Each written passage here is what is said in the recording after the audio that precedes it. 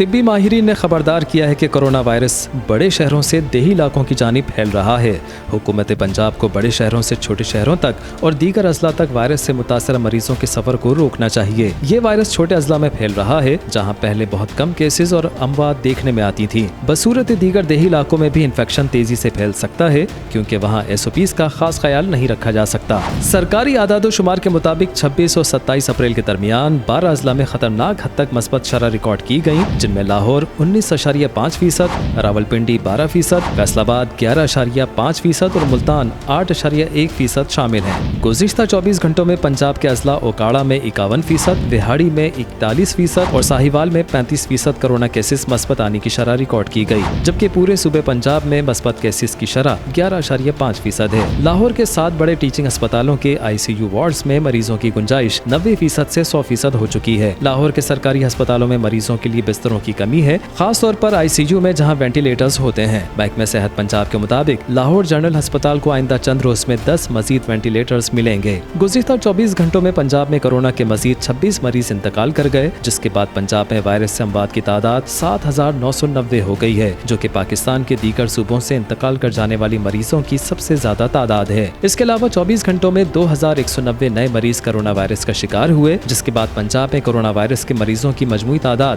2,90,788 ہو گئی ہے۔ وزیر صحت پنجاب یاسمین راشد کا کہنا ہے کہ ہم سرکاری ہسپتالوں میں کورونا وائرس کے مریضوں کے لیے وینٹیلیٹرز اور آکسیجن سے لیس مخصوص بستروں کا اضافہ کر رہے ہیں۔ حکومت پنجاب زیادہ سے زیادہ وینٹیلیٹرز کی فراہمی کے لیے نیشنل ڈیزاسٹر مینجمنٹ اتھارٹی سے مستقل رابطے میں ہے۔ فی الوقت آکسیجن کا اسٹاک اور سپلائی کافی ہے۔ ان کا کہنا تھا کہ ہدف کے مطابق پنجاب میں ویکسینیشن کا عمل جاری ہے۔ وزیر اعظم کے معاون خصوصی ڈاکٹر فیصل سلطان نے میڈیا بریفنگ میں بتایا کہ کورونا SOPs پر عمل درآمد کرانے میں پاک فوج مدد کر رہی ہے اور کیسز کی شرح میں اضافہ ہونے پر مردان میں لاک ڈاؤن لگا دیا گیا ہے۔ اگر دوسرے شہروں میں SOPs پر عمل نہ ہوا اور کیسز کی شرح زیادہ رہی تو شہروں میں بھی لاک ڈاؤن لگایا جا سکتا ہے۔ صورتحال کا جائزہ لے کر national command and operation centre نے نئی گائیڈ لائن جاری کر دی ہے، جس کے مطابق شہروں اور صوبوں کے درمیان سفری پابندیاں عائد کر دی گئی ہیں۔ صرف گلگت بلتستان کے رہائشیوں کو اپنے گھر واپس جانے کی اجازت ہوگی۔ اس کے علاوہ ملک بھر میں عید الفطر تک سیاحت پر بھی پابندی عائد کر دی گئی ہے۔ وزارت داخلہ کے نوٹیفیکیشن کے مطابق 8 مئی سے 16 مئی تک سیاحت پر پابندی رہے گی، جبکہ اس دوران سیاحتی مقامات، پارکس اور ہوٹلز بھی بند رہیں گے۔ سیاحتی مقامات مری، گلیات، سوات، کالام، شمالی علاقہ جات اور کراچی میں سی ویو اور ساحل بھی بند رہیں گے۔ سندھ حکومت نے انٹر سٹی ٹرانسپورٹ پر 30 اپریل سے پابندی لگا دی ہے۔ ٹرانسپورٹرز کو 50% مسافروں کے ساتھ سفر کرنے کی اجازت ہوگی، جس میں SOPs کا خیال رکھنا ہوگا، جبکہ گڈس ٹرانسپورٹ پر پابندی عائد نہیں ہوگی۔ اس کے علاوہ ہاٹ اسپاٹ علاقوں میں عوامی نقل و حمل پر پابندی ہوگی اور یہ احکامات متاثرہ علاقوں کے کمشنرز اور ڈپٹی کمشنرز منظور کریں گے۔ کورونا کی تیسری لہر کو روکنے کے لیے بلوچستان حکومت نے صوبے میں دفعہ 144 نافذ کرتے ہوئے عوامی اجتماعات پر پابندی عائد کر دی ہے، جبکہ لاک ڈاؤن جمعہ اور ہفتے کو ہوگا۔